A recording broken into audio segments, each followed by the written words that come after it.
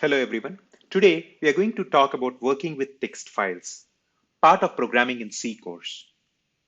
Working with text files in C refers to reading and writing data in a file in a human readable format.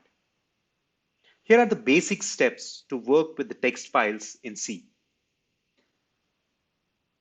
Open the file, read or write data, and close the file.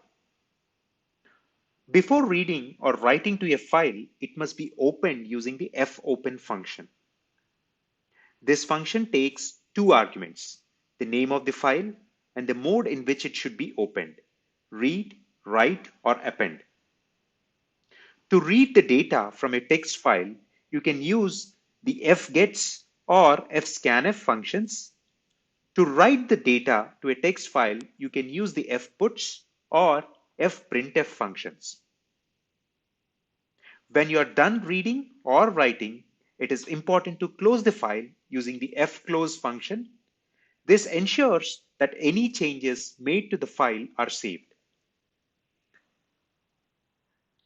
In this example, the code opens the file sample.txt in the write mode and writes hello world and the integers 1, 2, 3, 4, 5 to it.